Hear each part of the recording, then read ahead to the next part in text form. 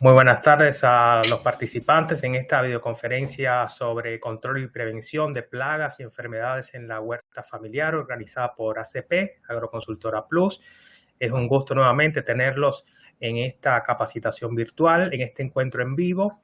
Yo soy Miguel Lara Hidalgo, director general de ACP, y ya está con nosotros la ingeniera agrónoma Olga García Araya, quien es la coordinadora de cursos a distancia de ACP, es la tutora de este taller sobre plagas y enfermedades en la huerta familiar que ACP organiza de forma personalizada para los participantes que ya tengan un proyecto en marcha de huerta urbana, de huerta familiar.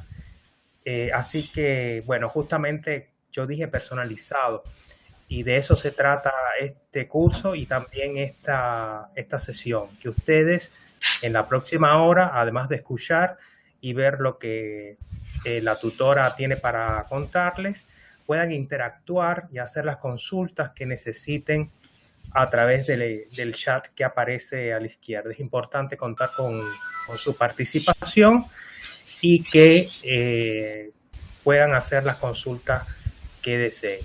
Adelante, Olga, un gusto tenerte nuevamente con nosotros y bueno, empezamos. Sí, buenas tardes, sí, muchas gracias, Miguel.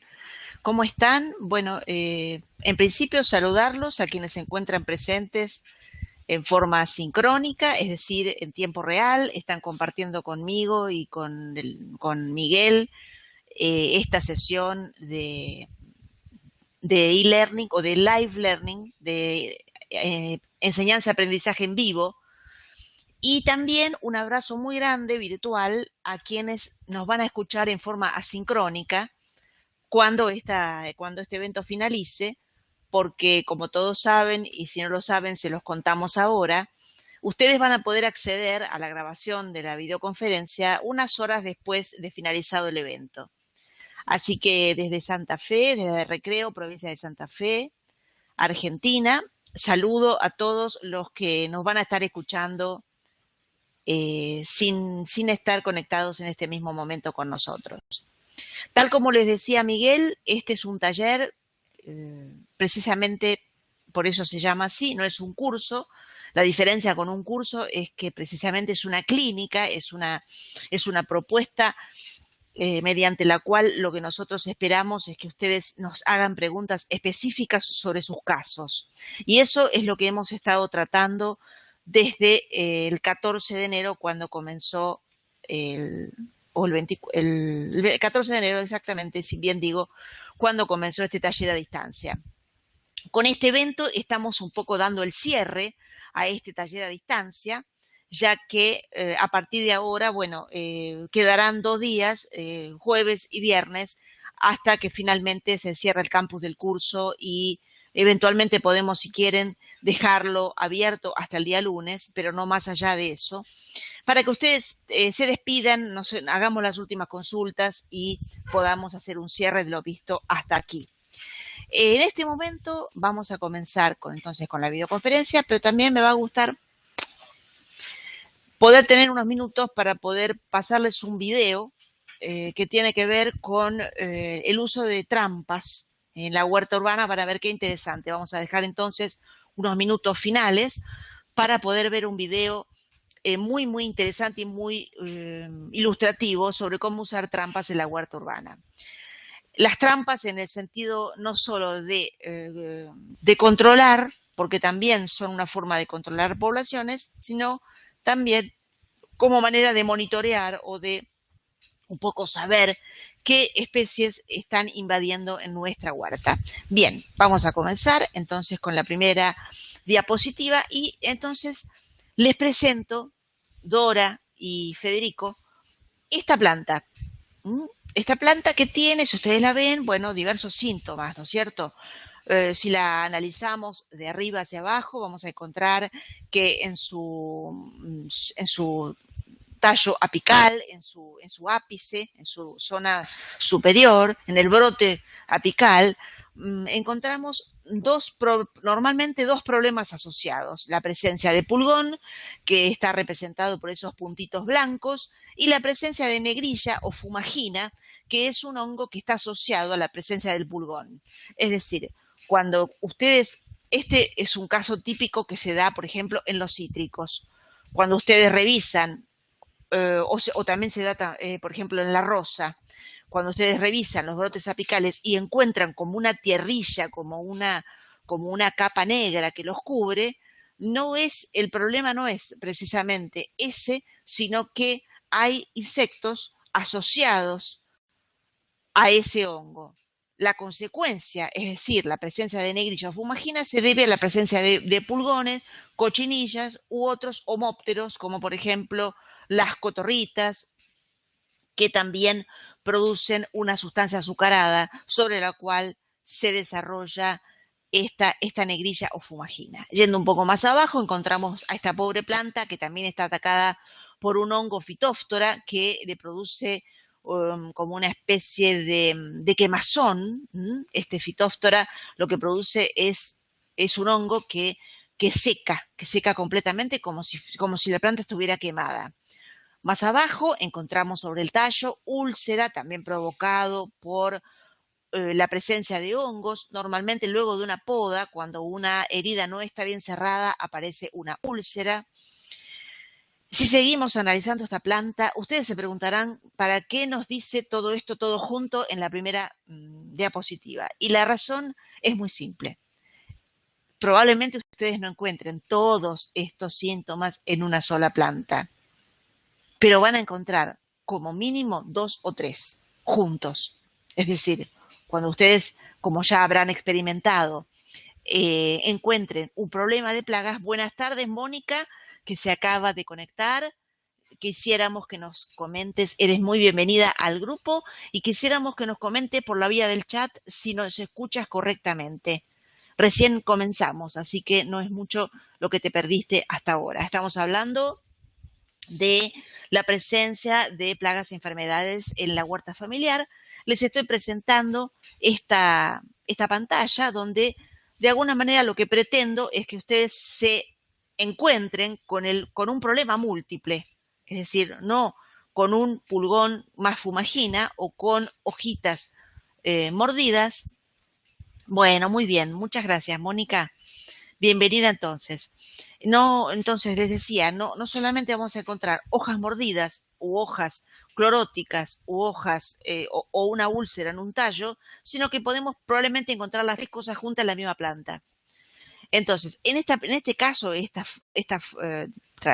pantalla, esta lámina, nos está mostrando, bueno, algo probablemente excesivo, ¿verdad? Van a ver cómo termina el cuento, que está bastante vinculado con otro curso que estamos iniciando también esta semana. Bueno, les decía que por un lado hemos encontrado entonces homópteros asociados con fumagina, lo que aquí aparece como pulgón más negrilla, fitóftora, úlceras también provocadas por hongos a partir de heridas mal cerradas o mal tratadas cuando hacemos una poda. Podemos estar encontrando hojas comidas por distintos motivos. Pueden ser orugas, pueden ser gorgojos, pueden ser avispas. La avispa come chile, que lo que produce son agujeros redondos. Megachile, perdón, me salió mal el nombre, la megachile. Podemos estar encontrando daños por heladas, por ejemplo, fíjense a la izquierda, en la hoja de la izquierda. Podemos estar encontrando, fíjense, otra vez sobre la derecha, agujeros o hojas comidas por gorgojo. Podemos estar encontrando manchas en las hojas a partir de hongos septoria. Podemos estar encontrando también otros problemas o enfermedades fisiogénicas producidas por falta de nutrientes como nitrógeno, magnesio, potasio, hierro, que producen diferentes coloraciones en las hojas. Y también podemos estar encontrando, bueno, realmente esto es solamente una muestra de lo muchísimo que podríamos estar encontrando en la huerta. Hablamos del minador de hojas, que es un caso que hemos estado tratando esta semana en el taller, y hablamos de cecidias o agallas, que son reacciones que tienen las plantas a partir de la presencia fundamentalmente de homópteros. Como corolario y como cierre de toda esta gran hecatombe que está sufriendo esta pobre planta, fíjense el último detalle. el hongo armadilla u hongo de la miel. Es un hongo, fíjense abajo, ustedes encuentran un sombrerito ahí, que se aprovecha de alguna manera de todo un malestar, de toda una disfunción que se produce a partir de diferentes motivos en una planta fundamentalmente arbórea, para parasitar las últimas etapas de esa planta. Es decir, este hongo armillaria, perdón, armillaria o armarilla también le dicen, también llamado hongo de la miel, es un hongo basidio miceto que aparece en árboles decrépitos. No están muertos todavía, pero están en estado de decrepitud. De alguna manera lo terminan matando, podríamos decir. O sea que parasita las últimas etapas de la vida de un árbol. Bueno, como verán, una verdadera hecatombe. ¿Qué opinan de esta lámina? ¿Les parece, pobre planta, que tendrá solución? Si ustedes encuentran un caso así, ¿qué les parece?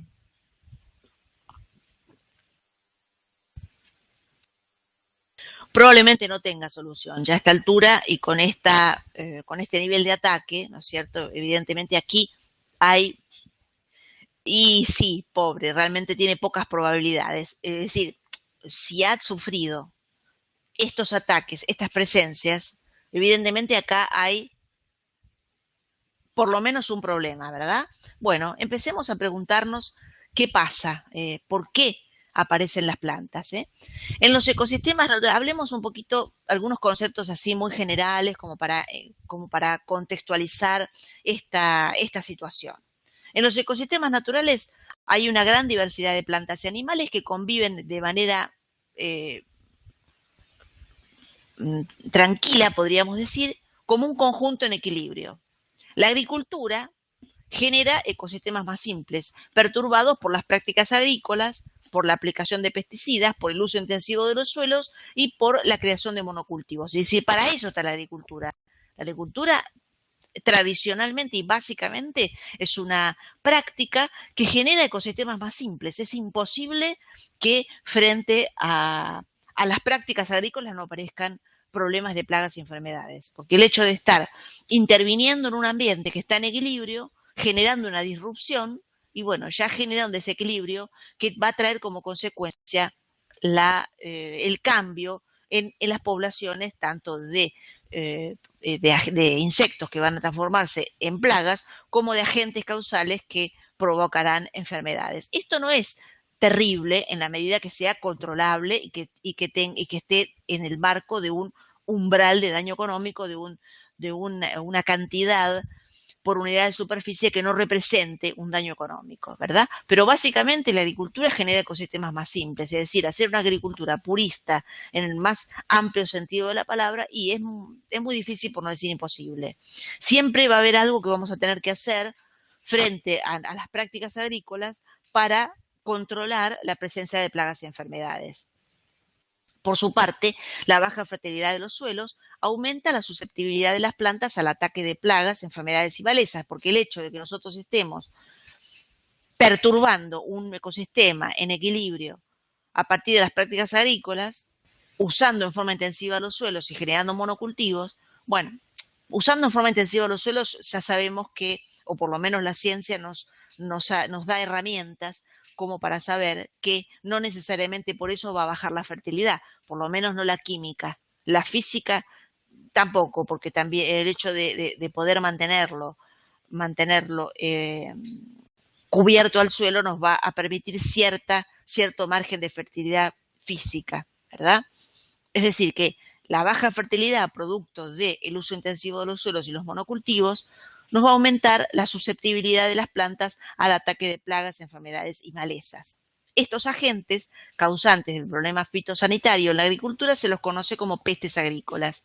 Es decir, que nosotros vamos a estar hablando en forma general, no solamente de las plagas que encierra a insectos y a animales, sino también de las enfermedades y las malezas. Vamos a estar dando algunos aspectos de tipo general.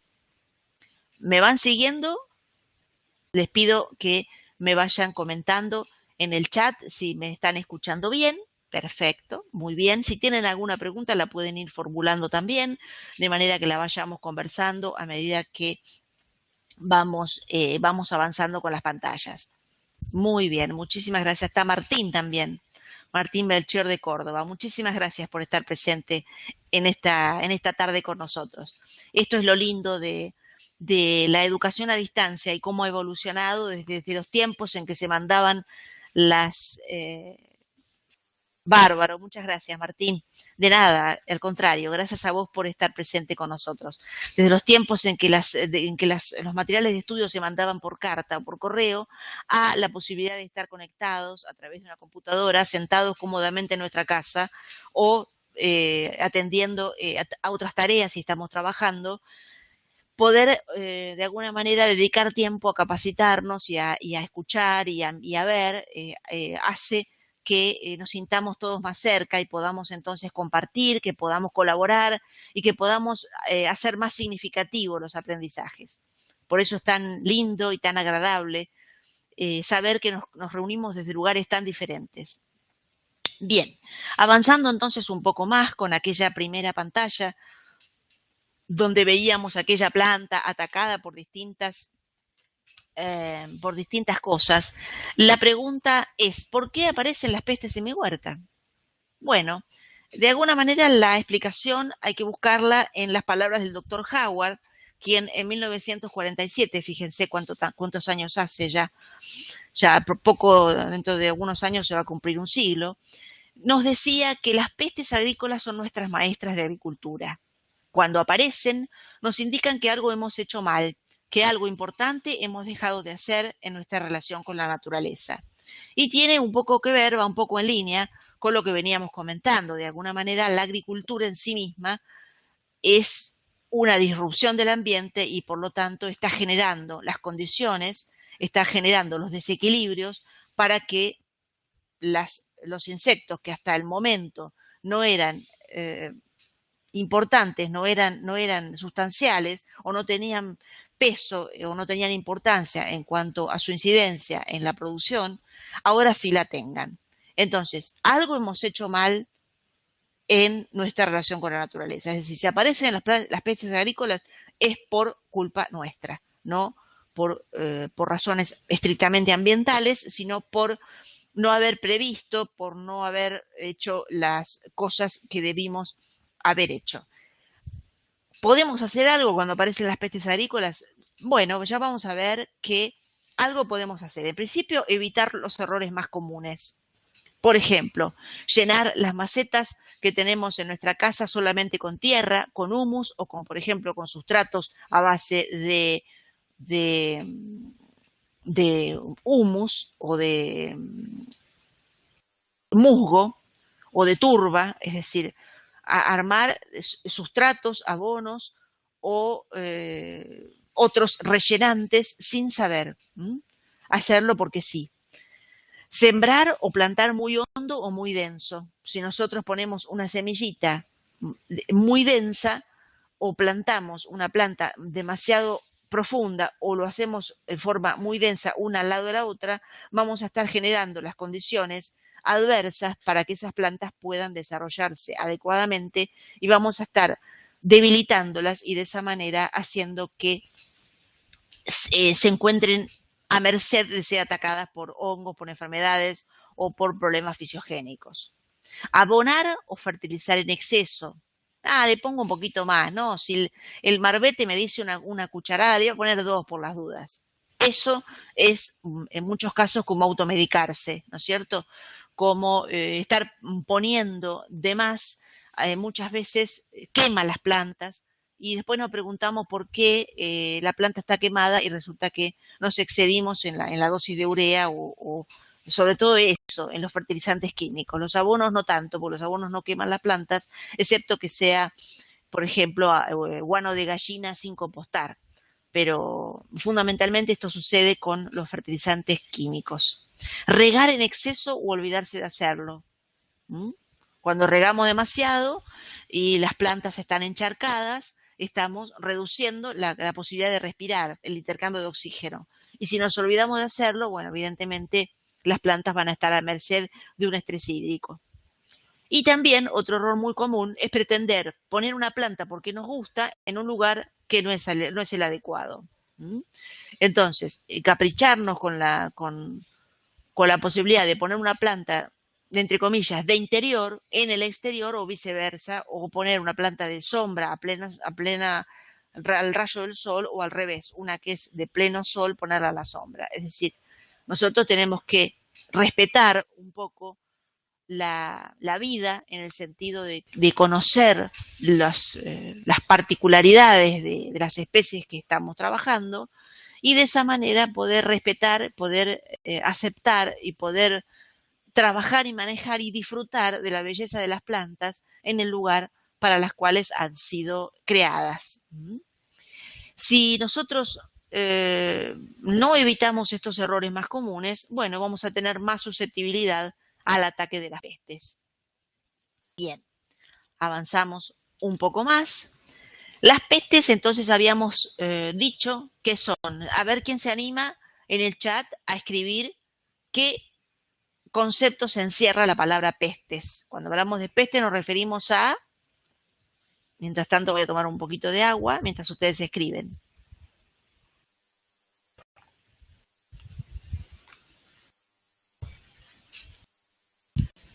Nos estamos refiriendo a insectos,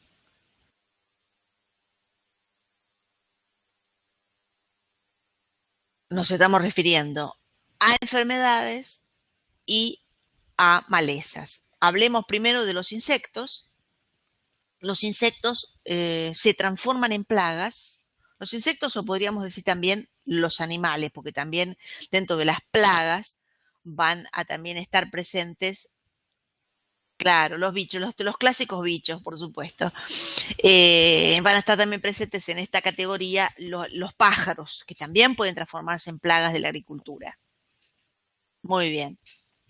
Bien, y se van a transformar en plagas por fundamentalmente cambios en el ambiente. Estamos repitiendo, estamos de alguna manera reforzando la idea de que cuando generamos una disrupción en el ambiente, un cambio en el ambiente, entonces se va a producir, por ejemplo, el ingreso de una especie de insecto donde antes no existía, porque el ambiente cambió. Se va a producir el hecho de que una especie se va a volver peligrosa a partir de un incremento en el suministro de alimento, por ejemplo, y esto puede estar relacionado con el punto que sigue, con la disminución de la población de enemigos naturales que regulaba esa plaga. Si nosotros aplicamos un insecticida que disminuye también la población de enemigos naturales, y bueno, probablemente vamos a estar matando el problema, el insecto o la plaga que estamos tratando de atacar, pero también estamos atacando a la población de enemigos naturales. Al bajar la plaga y sus enemigos naturales, otra especie que hasta el momento no representaba un peligro, se encuentra con una fuente de alimento nueva, se adapta al ambiente y aparece como una plaga. Esto, por ejemplo, está pasando, por ejemplo, con el caracol o con la babosa en soja. ¿Quién podía decir que la babosa o que la cochinilla de la humedad, el bicho bolita, podían ser un problema en el cultivo de soja? Hasta hace unos años ni se hablaba de esto. Bueno, ahora está apareciendo como problema fitosanitario, como problema de plagas, las babosas y los cochinillas de la humedad, perdón, el bicho bolita, sí, cochinilla de la humedad también se le dice, están apareciendo como plagas, cuando en realidad eran bichos que no representaban ningún peligro, porque vivían entre las malezas, vivían refugiados, en montecitos o en pequeños reservorios que quedaban. Pero como ahora todo es monocultivo y todo es se busca hasta el ultimísimo espacio para que crezca una planta, no se deja nada, absolutamente nada de espacio para que crezcan las malezas o la vegetación espontánea. Y bueno, los animales tienen que seguir viviendo porque la naturaleza es muy sabia. La naturaleza, de alguna manera, nosotros vamos a intentar como especie humana controlarla y manejarla, pero ella de alguna manera reacciona, siempre está dando respuesta a los cambios que nosotros, claro, el equilibrio, ¿no es cierto? El equilibrio bueno, que nos cuesta tanto mantener en tantas cosas, ¿no es cierto? No solamente en nuestra relación con la naturaleza, sino también en nuestra relación con las personas también. Evidentemente, entonces una especie se vuelve peligrosa cuando incrementa el suministro de alimento producido en muchos casos por la disminución de la población plaga y la población de enemigos naturales que la regulaba, pero también por la ocurrencia simultánea de ambos fenómenos. ¿eh? Esto es una de las tantísimas razones por las cuales se puede provocar un cambio en la categoría de un insecto, que un insecto deje de ser un insecto común para convertirse en una plaga. Bien, seguimos. Entonces acá les muestro algunas fotos. Ustedes pueden ver acá algunas de las... Esto es una muestra muy pequeña, francamente, porque hay muchísimas más, de insectos plagas. Pájaros, caracoles, la chinche verde o catanga, que nosotros la vemos en el invierno, es una especie que ustedes en el otoño y en el invierno es muy común de verla como adulto. Ahora en el verano se ven muchas ninfas, muchos animalitos pequeñitos. Ya vamos a hablar un poco del ciclo biológico también. Seguimos de izquierda a derecha y de arriba hacia abajo, mencionando las cochinillas de la humedad o bicho bolita, los escarabajos, que hay muchísimos, el orden de los coleópteros es un orden muy numeroso, entre los cuales encontramos al gusano alambre, que cuando es adulto es un coleóptero, al gusano cortador, cuando es adulto es un lepidóptero, al gusano blanco, que cuando es adulto es un coleóptero. Lo que pasa es que aquí están mostradas, bueno, los trips, ya los vamos a hablar, ya vamos a... Sí, evidentemente, mira vos, son plantas, son pestes que atacaban más a las especies ornamentales y ahora aparecen como problemas mira vos, en la lechuga. Bueno, ahora te voy a comentar, en el video vas a ver un secreto, una forma de controlarlos muy sencilla. Decíamos entonces la palomita blanca o mosca blanca, que es un homóptero también, que ocasiona daños tanto a la ninfa como al adulto. Las arañuelas rojas, que no son insectos, sino que son arácnidos, porque no tienen, los insectos recuerden que tienen 3 pares de patas, los arácnidos tienen 4, pero bueno, a los fines de mencionarlas como plagas también son animalitos, en este caso animalitos perjudiciales, porque también hay ácaros que son predadores. La mosca blanca, las orugas, que son los gusanos de las mariposas o de las polillas, la vaquita de San Antonio, que se alimenta de estambres y de flores, el gusano minador de las hojas, que es en este caso es liriomisa, es una mosca, pero también hay gusanos minadores que pueden ser polillas. Los pulgones, las langostas, que ahora están volviendo después de 50 años, estamos en presencia de la peor plaga de langostas, ¿no es cierto?, en 50 años. La presencia de trips, que ya vas a ver, Martín, que el color azul los atrae. Entonces, si hacemos trampas de color azul, lo podés controlar de esa manera. Y las hormigas, las hormigas negras que pueden llegar a destrozar en pocas horas cultivos enteros, por ejemplo, de orégano. ¿No es cierto? Si nos gusta el orégano, bueno, directamente te dejan los palitos. O si tenés una plantación de rosas, te dejan los palitos, no te queda nada, te lo destrozan. Bueno, como para dar un poco una ilustración de los tipos de insectos que pueden integrar la categoría de pestes. Dentro de los insectos, fundamentalmente, dejando los arácnidos, hablando concretamente de los insectos, que son los que tienen 3 pares de patas, fíjense, tanto el dibujito del adulto de arriba como el adulto de abajo, tienen 3 pares de patas, 1, 2 y 3. Uno en la cabeza, uno en el tórax y uno en el abdomen. En la zona de la cabeza, en la zona del tórax y en la zona del abdomen. Bien. Esta pantalla nos muestra algo importante, porque nosotros muchas veces estamos viendo la plaga y decimos, ay, este gusano nos ataca la lechuga o esta chinche nos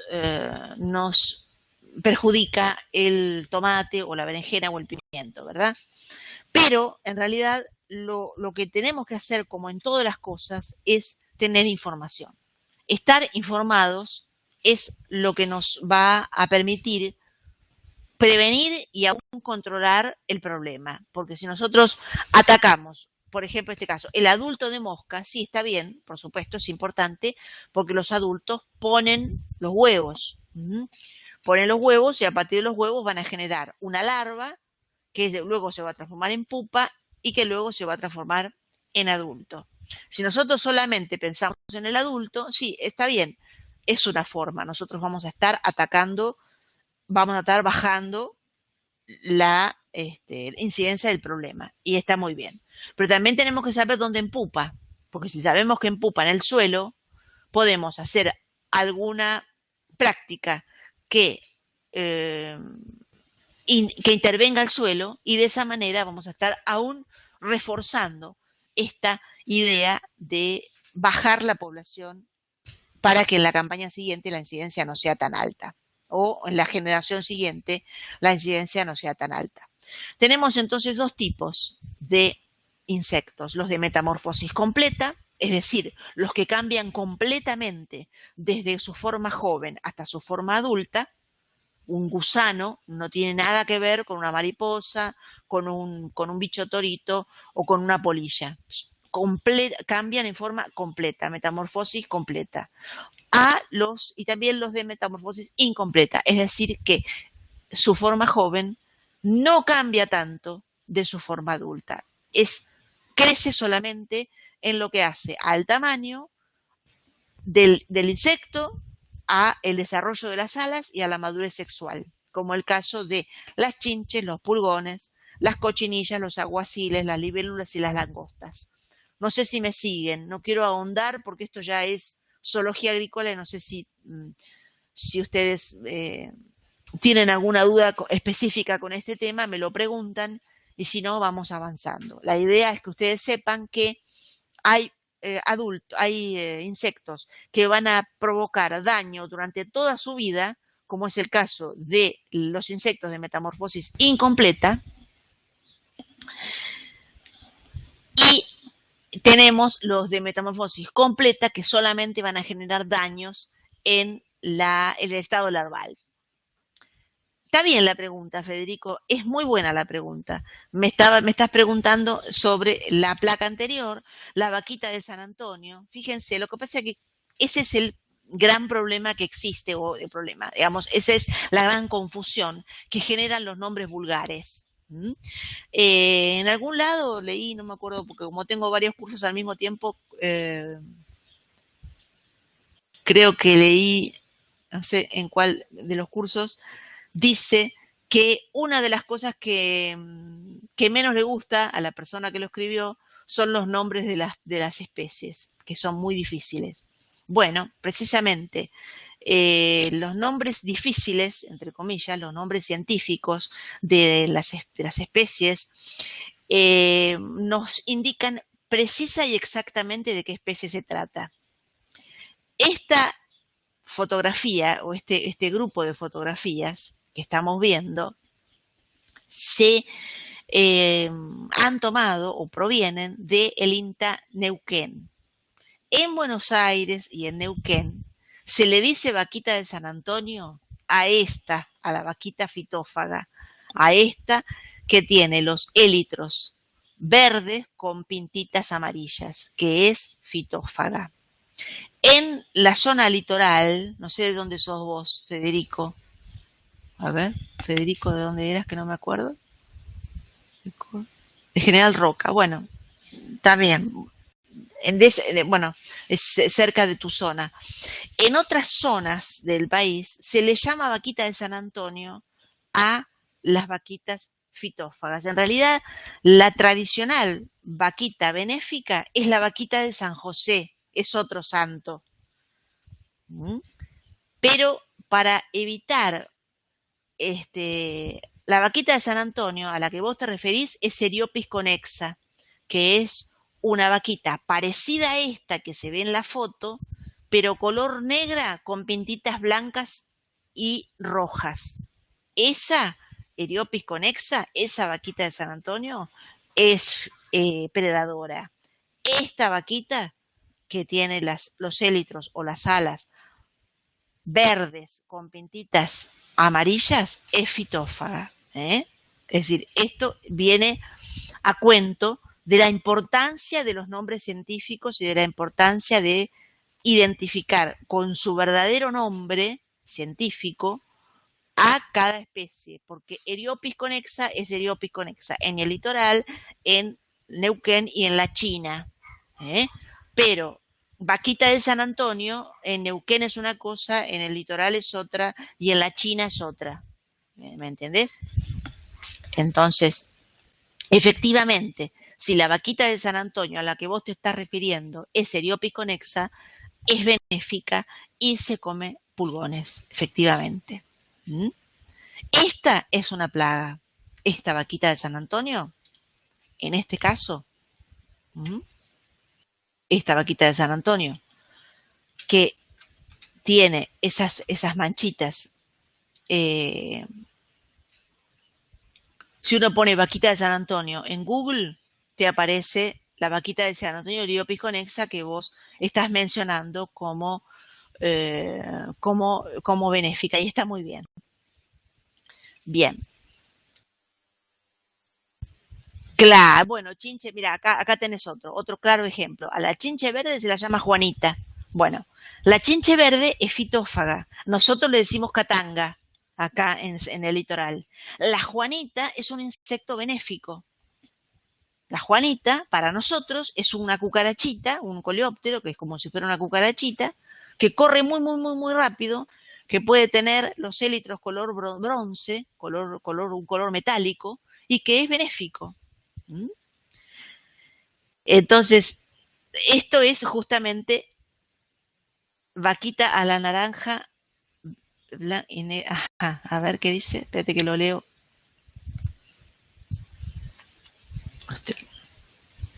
Claro, porque esta la verde y la otra es naranja. Claro, son distintas. Río Negro cerca de Neuquén, pero le decimos vaquita a la naranja blanca y negra, clarísimo. Perfecto. Y en Tucumán a la chinche le llaman Juanita. Es decir, que evidentemente cuando, en todos los casos, tanto estemos hablando de plantas como de insectos, como de animales, lo importante es el nombre científico. Lo importante, yo sé que es difícil, que a uno le da fastidio, no hace falta que los recuerden. No es importante que ustedes se acuerden cómo se llama la vaquita de San Antonio, ¿no es cierto? Cicloneda sanguínea. No es importante, pero sí saber que cuando te digan vaquita de San Antonio, primero va a ver a qué te referís, cuál es la foto, cómo es. Ah, la naranja, la vaquita, sí, cicloneda sanguínea. Claro, cicloneda sanguínea sí es predadora.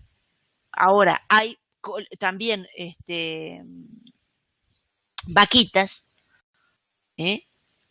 coccinélidos, de la misma familia que la vaquita de San Antonio, o la vaquita de San José, en este caso, cicloneda sanguínea, la naranja que vos le decís, Federico, hay coccinélidos que son fitófagos, que se alimentan de plantas. Así que, como verán, es complejo el tema, no es tan fácil. Y justamente por lo complejo, es extremadamente delicado.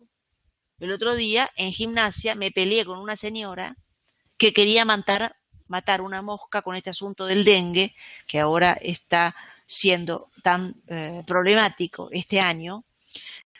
Han aparecido aquí en Santa Fe unas moscas que son entomófagas, que se alimentan de otros insectos, de otros mosquitos. mosquitos.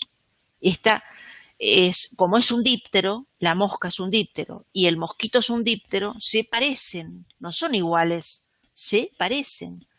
Esta mosca, no me voy a acordar, el otro día la quise buscar y no recuerdo, no me puedo acordar el género, justamente, porque si pudiera recordar el género, podría terminar de convencer a esta persona que no la tienen que matar. No hay que matarla, porque yo la voy a matar, porque los mosquitos, porque el dengue, no, pero escúchame, es una mosca entomófaga. Una cosa es un mosquito y otra cosa es una mosca. ¿Mm? No confundamos, no abonemos a la ignorancia general, tratemos de digamos, aportar conocimiento, información, tranquilidad, porque si no, todo es una gran hecatombe donde acá todo el mundo es culpable por las dudas, entonces se arma una gran psicosis que no conduce a nada bueno. Entonces, frente a esto, por eso es tan importante esta confusión y este tema, y decirlo, ¿no es cierto? No se dejen llevar por la primera información o por el primer dato. Indaguen un poco más. Allí van a encontrar entonces la forma de encontrar el camino al problema que se haya planteado. Bien, entonces estábamos con el tema de la metamorfosis completa y la metamorfosis incompleta. ¿Se acuerdan? ¿Esto lo sabían? ¿Ustedes sabían que algunos gusanos se transforman en mariposas y algunos gusanos se transforman en escarabajos? Sí, ¿no es cierto? En general sí. Bueno, la mariposa es muy común porque la hemos visto. Pero, por ejemplo, las moscas, ¿sabían que cuando son formas jóvenes son gusanos? Hay mucha gente que no lo sabe. ¿Mm? O las cochinillas o las libélulas o las langostas, cuando son jóvenes, son muy parecidas a la forma adulta. Hay mucha gente que no lo sabe y bueno, son datos importantes para entender entonces cómo abordar el problema. También es importante el aparato bucal que tienen estas plagas. Pueden tener las plagas. Hablando estrictamente de las plagas, pueden tener aparato bucal masticador o aparato bucal picador succionador. El aparato bucal masticador está formado por un labio superior y un labio inferior. Son móviles, tienen un par de mandíbulas y dos maxilas libres de movimiento horizontal. Los insectos no se mueven, no tienen movimiento vertical como tenemos los humanos, tienen movimiento horizontal. Pueden producir agujeros y perforaciones en las hojas. En caso de daños graves, devoran completamente las hojas, los brotes, los tallos y los frutos. Pueden generar galerías en los tallos, como los gusanos barrenadores, en las hojas, como los gusanos minadores, brotes, frutos, raíces, bulbos y tubérculos. Y en otros casos, como los gusanos cortadores o grasientos, cortan las plantas tiernas a nivel del suelo. En el caso del aparato picador, succionador, no solamente produce problemas en sí mismos por la succión, está formado por un pico que se alarga como un estilete con el que pica los tejidos y succiona los jugos. Esto ya en sí mismo genera clorosis o amarillamiento de hojas, tallos y frutos por succión de savia. La reacción de la planta muchas veces es la formación de agallas o abultamientos en tallos, hojas y raíces. En algunos casos provoca aborto o caída prematura de brotes y flores. Pero fundamentalmente y probablemente el daño asociado más importante que tengan este aparato bucal es que son vectores de enfermedades patogénicas. Es decir, que no solamente producen un daño por la clorosis o por el aborto y caída prematura de flores y brotes, sino que además encima le infectan una enfermedad, generalmente un virus. Así que tienen un daño asociado también importantísimo. Bien, hablando de benéficos y de vaquitas, de San Antonio y de San José y todas estas, aquí las tenemos. Unas fotitos para que ustedes vean. Esta de abajo, la de esta cucarachita que se ve, este coleóptero, yo le digo cucarachita, pero en realidad es un coleóptero, que se ve en la esquina inferior derecha, es la Juanita, lo que nosotros le llamamos Juanita o boticario. Yendo entonces de arriba hacia abajo, de izquierda a derecha, tenemos la vaquita de San José, Otra vaquita, también predadora, fíjense qué bonitas, son tan hermosas, son tan bonitas. Tenemos también Hippodamia convergens, que es esta que está aquí abajo, abajo de la vaquita de San José. Tenemos Hippodamia que está, en este caso se alimentan tanto en la forma joven como el adulto, se alimentan de cochinillas o de pulgones, son extremadamente eficaces, son muy lindas y muy eficaces también, incluso se venden comercialmente, se hacen sueltas de vaquitas para controlar las pestes. También tenemos al Mamboretao Tatadios, este ortóptero súper, lindo también, que tiene la particularidad de que se llama tatadios o mantis religiosa, es el nombre científico, porque parece que está rezando, porque las patas de adelante son patas raptoras, son patas adaptadas para la caza, y las mantiene en posición en posición de guardia hasta que hace el movimiento de capturar a la presa con ese gancho que tiene allí en ese como fin de esa pata. Aquí se ve bien en esta foto. Hace un movimiento muy rápido mediante el cual caza la presa y se la come. Un animal hermoso. Abajo tenemos una crisopa, fíjense estas alitas tan bonitas, este bichito verde con estas alitas tan simpático. Tengo una tata Dios instalada en una de mis plantas. Es hermoso, muy simpático de ver. Sí, es simpático de ver, pero no hay que acercarse mucho porque muerde, porque es bravo, ¿eh? Hay que dejarlo tranquilo, Federico. Sí, hay que dejarlo porque no hay que es como es como las víboras o es como ya te digo, como todos los entomopatógenos o entomófagos o los hay que protegerlos, estamos nosotros para protegerlos, no tenemos que matarlos ni espantarlos, sino dejarlos que puedan hacer su trabajo, porque están trabajando para nosotros. Y también los aguaciles o libélulas, que en su forma joven se alimentan de otros insectos. Bien. Hay otros benéficos también, no solamente tenemos benéficos predadores, sino que también tenemos benéficos parásitos. Aquí tenemos algunos casos de insectos que colocan sus huevos sobre las larvas de lepidópteros, que es la foto arriba a la izquierda. Pequeños microhimenópteros, hemos estado hablando de esto también en el foro del taller de plagas, hemos estado hablando de algunos insectos benéficos, les mostré algunas fotos, les conté.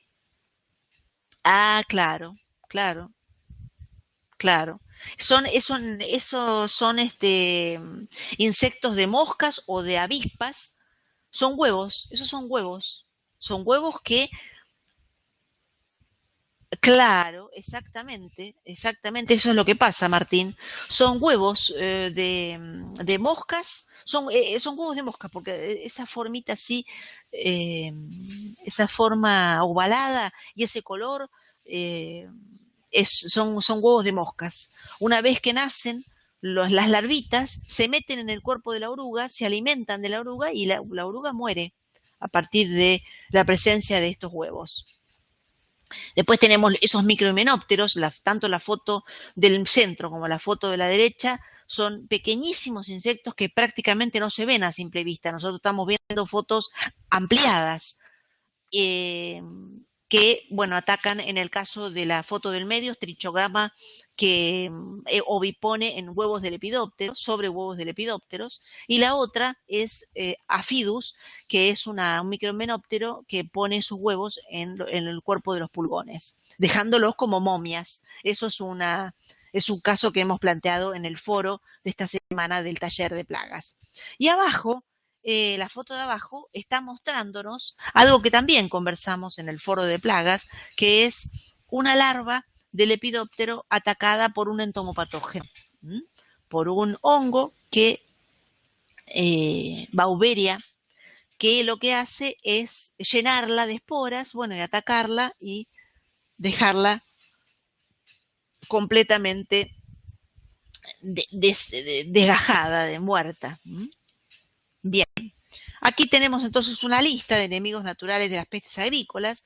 Tenemos entonces dentro de los animales, podemos tener himenópteros, nemátodos, dentro de los patógenos, virus, hongos o bacterias.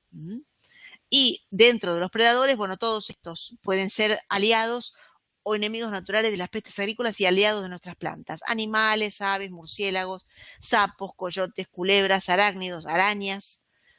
Dentro de los arácnidos, los ácaros. Y dentro de los insectos, los himenópteros, los coleópteros, neurópteros, mantodeos, dípteros y odonatos, los aguaciles, ¿verdad?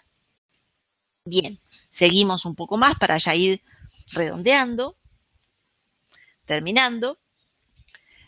Hablamos entonces de las enfermedades. Las enfermedades son, para que recordemos un poco esa definición, es la disfunción de un proceso causada por la acción continuada de un agente causal, patógeno, en este caso hongo, bacteria o virus, o también fisiológico, porque el agente causal que provoca una enfermedad no solamente puede ser un patógeno, sino que también puede ser un factor fisiológico, con efectos nocivos para una planta o cualquiera de sus partes que resulta en la manifestación de síntomas y en la reducción del valor económico de las cosechas.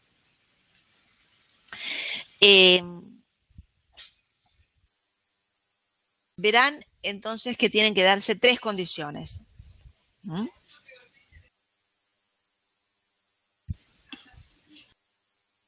Tienen que darse entonces tres condiciones. Número suficiente de plantas hospederas, susceptibles o receptivas, número suficiente de órganos de propagación del agente causal o agente patógeno, y las condiciones ambientales favorables para el desarrollo de la enfermedad. Antes de pasar a esto, les voy a pasar un video para que ustedes lo vean, para cerrar el tema de un poco de los insectos. Quiero que vean un video, a ver si podemos, Miguel, si podemos pasar el video que tenemos previsto. Quiero que vean este video, van a ver qué interesante forma de controlar las plagas.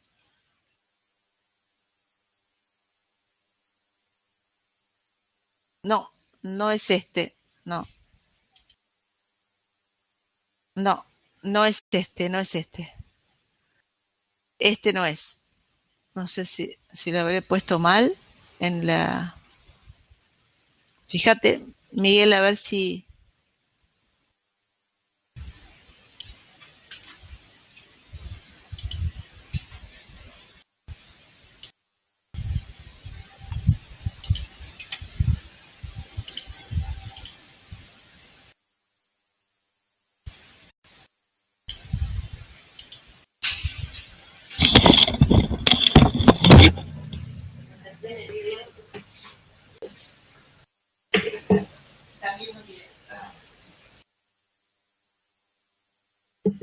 Buena suerte.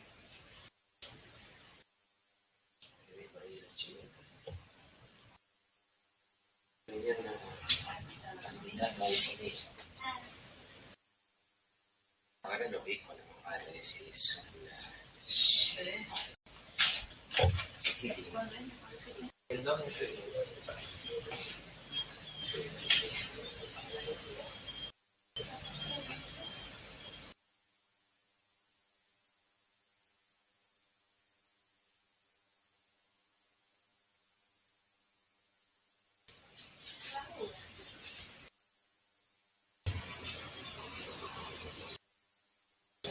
Chao.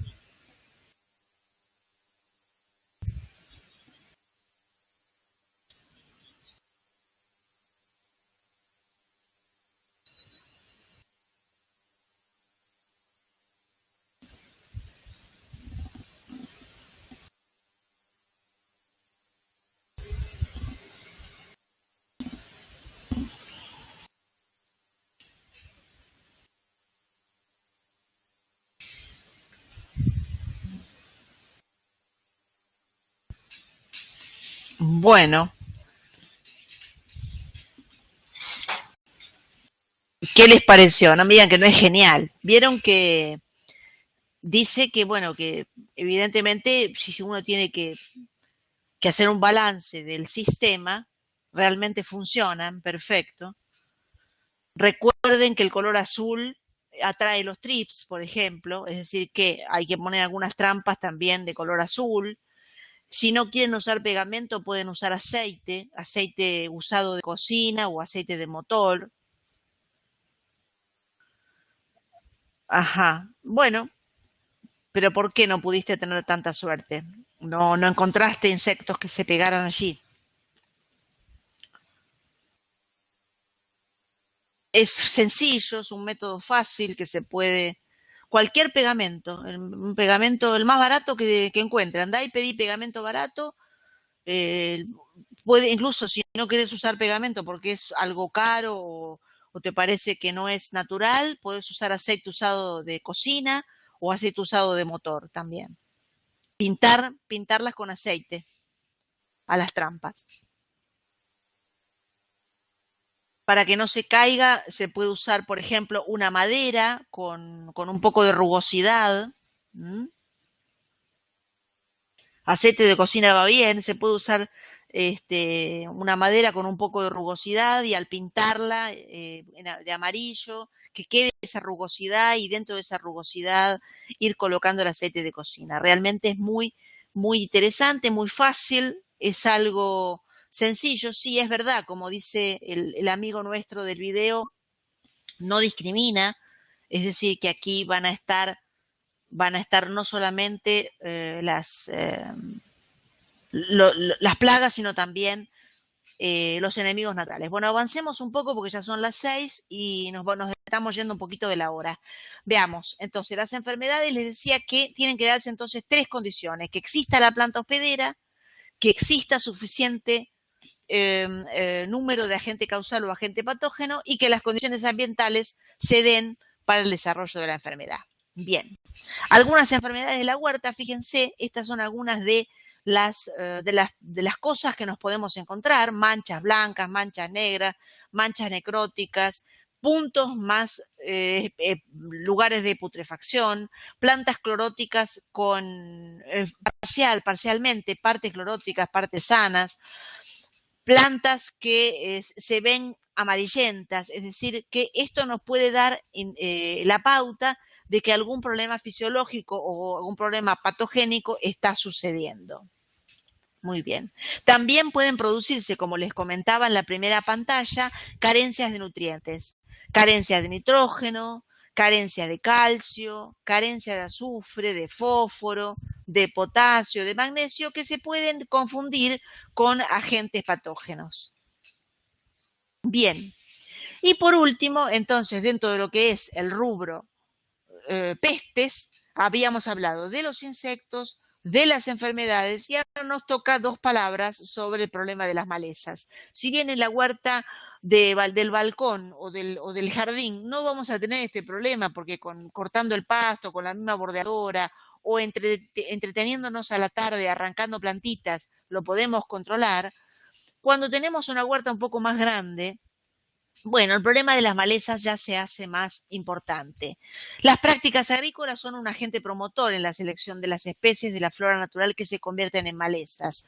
La preparación del suelo, la selección del cultivo, las prácticas asociadas a ese cultivo y los métodos de cosecha muchas veces funcionan como factores de selección para que las malezas encuentren las condiciones ideales para desarrollar. Las malezas son plantas espontáneas, naturales, que están adaptadas a competir. Entonces, adoptan otras formas de vida subterráneas o latentes, como semillas, rizomas, tubérculos, estolones, que ganan en la competencia. Son muy, muy agresivas en cuanto a lo que es la eliminación selectiva de unas en favor de otras, y también el desmonte y el descubrimiento del suelo estimulan la germinación de semillas, agravando bastante el problema. Bien, ¿qué podemos hacer frente al problema de pestes agrícolas? Por un lado, podemos prevenir para evitar la presencia de pestes en los sitios de producción y por otro lado, controlar, es decir, mantener la densidad de una población potencialmente dañina dentro de niveles conocidos y estables. Esto ya sea una enfermedad, una plaga o una maleza. Bien, más vale prevenir antes que curar. Más vale prevenir que curar.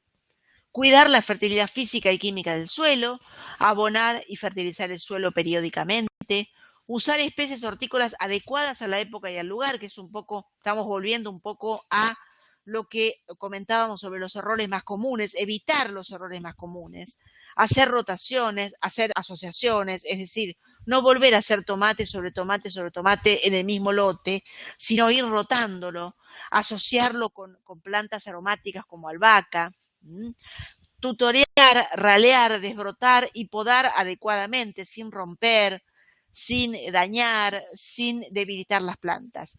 Regar en cantidad suficiente y en el momento adecuado. Incorporar plantas aromáticas en borduras y cercos. Incluir flores como tajetes o chinitas que también actúan como repelentes de insectos, dejar florecer las plantas que atraen insectos benéficos, como el apio, el perejil, la selga, el hinojo y la ortiga, que nos van a permitir probablemente usarlas como trampas para poder aplicar las buenas prácticas agrícolas. En definitiva, todo este paquete de medidas tiende a la aplicación de las buenas prácticas agrícolas. Controlar no es eliminar. Una idea que también tenemos que meternos en la cabeza es el hecho de que no tenemos que tratar de eliminar el problema, sino tratar de controlarlo, porque las plagas van a estar siempre, las pestes van a estar siempre. Lo que tenemos que hacer es reducir su incidencia para bajar la presión sobre el ambiente para poder mantenerlas bajo control.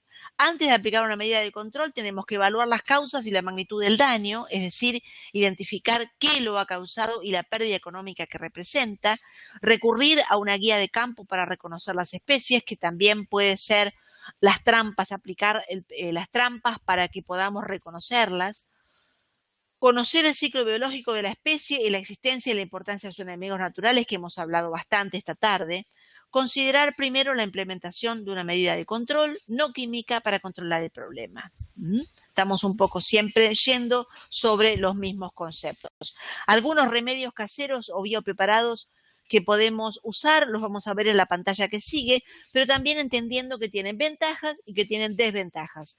Las ventajas, por un lado, es que no son tóxicos para las personas ni los animales, que son económicos, que tienen menor riesgo de contaminación, que son de rápida degradación, muchos actúan como repelentes y desarrollan resistencia más lentamente que los productos químicos. Esas ventajas también de alguna manera nos van a estar planteando las desventajas, porque demandan más trabajo en la elaboración y la aplicación, no se pueden almacenar, no tienen efecto residual, o si lo tienen es muy bajo, normalmente no son de acción inmediata, su eficacia se nota con el tiempo y hay que hacer varias aplicaciones para notar su efecto. Bien, aquí ustedes también lo tienen entre los apuntes, algunos de los purines y de los productos más usados, la infusión de lavanda para repeler hormigas, el purín de ruda, que se utiliza para muchísimos insectos, la infusión de ajenjo lo mismo, el alcohol de ajo, el purín de ortigas, ese es un fortificante, el alcohol de ajo, que es un repelente. El clásico emulsión de jabón y querosén contra pulgones y gusanos, el caldo de paraíso, que es muy, muy útil como insecticida, y la solución de tabaco, que también sirve contra pulgones, chinches, cochinillas y gusanos. En definitiva, es mucho lo que requiere trabajar, evidentemente, mantener el ambiente, intervenir en el ambiente, como decíamos en la primera transparencia o en la primera pantalla. Tiene que ver con un desequilibrio que no se arregla solamente aplicando un químico. Se puede arreglar o se puede corregir trabajando con inteligencia, con información y con mucha paciencia. Bien, hasta aquí hemos llegado. Esto era un poco lo que tenía para decirles. en cuanto al control, la prevención y control de pestes agrícolas en la huerta familiar. No sé si ha quedado alguna consulta para hacerme. ¿Qué purín puede usarse fundamentalmente para prevenir si no sabemos qué podemos llegar a tener? Bueno, el fortificante fundamental es el purín de ortigas. El purín de ortigas fortifica a las plantas. Y como repelente, digamos, clásico, tenés el alcohol de ajo.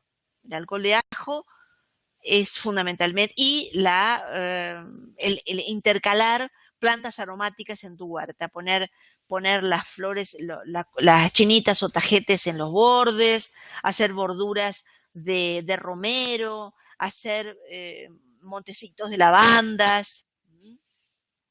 Eso es fundamentalmente, son digamos las medidas básicas que se pueden hacer para prevenir, y también poner las trampas amarillas